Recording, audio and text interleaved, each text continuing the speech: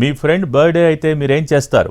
మహా అయితే కేక్ తీసుకెళ్లి కట్ చేయిస్తారు, చిన్న చిన్న గిఫ్ట్లు ఇస్తారు. ఇవన్నీ రొటీన్ అనుకున్నాడో ఏమో ఓ యువకుడు ఏకంగా తన ఫ్రెండ్ బర్త్డే గిఫ్ట్గా గంజాయి తీసుకెళ్లాడు. అది కూడా ఆర్టీసీ బస్సులో. ఈ ఘటన విశాఖ జిల్లాలో జరిగింది. చోడవరానికి చెందిన యువకుడు గాజువాకలో డిగ్రీ చదువుతున్నాడు. తన ఫ్రెండ్ బర్త్డేకు సర్ప్రైజ్ చేద్దామనుకున్నాడు. సొంత ఊరు వెళ్లి అక్కడ గంజాయి కొన్నాడు. బ్యాగులో పెట్టుకుని బస్సులో బయలుదేరాడు. అగరంపూడి దగ్గర పోలీసులు తనిఖీలు నిర్వహించగా గంజాయితో పట్టుబడ్డాడు విద్యార్థి.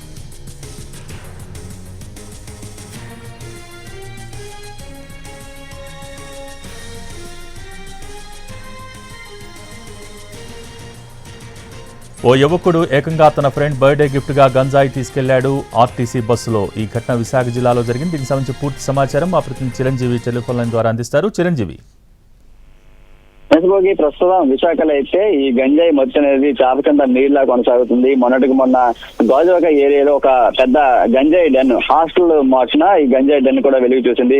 అందులో కూడా చుట్టుపక్కల ఉన్నటువంటి విద్యార్థులకు, అది స్కూల్ విద్యార్థులకు, ఇంటర్ చదువుతున్నటువంటి కాలేజ్ విద్యార్థులకు ఈ విధంగా గంజాయిని సప్లై చేస్తున్నారు. తర్వాత వాళ్ళు బానిసగా మారి పెడ్లర్ గా మారుతున్నటువంటి పరిస్థితి కూడా కనిపిస్తుంది. తాజాగా ఒక స్టూడెంట్ ఏదైతే ఏజెన్సీ నుండి చోడవరం రూటు ఆ మార్గం నుండి బస్సులో తీసుకొచ్చినటువంటి గంజాయిని పోలీసులు పట్టుకున్నారు. అది కూడా కాలేజీకి వెళ్తున్నటువంటి బ్యాగులు. ఎవరు కూడా అనుమానం రాదు. సాధారణంగా కాలేజ్ బ్యాగ్ లో ఈ పుస్తకాలు, ఈ క్యారేజ్ బాక్స్ లో పెట్టుకుంటారు. కానీ ఇతను మాత్రం అతని ఫ్రెండ్ బర్త్డే అని చెప్పేసి 2 కేజీల గంజాయి బ్యాగ్ మూటలను కూడా అందులో తీసుకొచ్చినటువంటి పరిస్థితి కనిపిస్తుంది.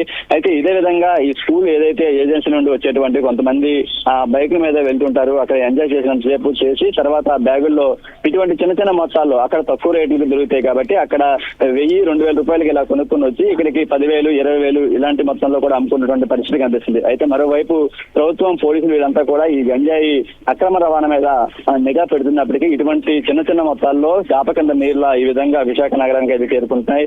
అయితే గంజాయి మార్చిన ఎవరైతే ఉంటున్నారో వాళ్ళందరినీ కూడా కౌన్సిలింగ్ ఇస్తున్నప్పటికీ వాళ్ళు గుర్తుచప్పుడు కాకుండా బానిసలు అయిన తర్వాత వాళ్ళు ఈ విధంగా ప్రవర్తిస్తున్నారు.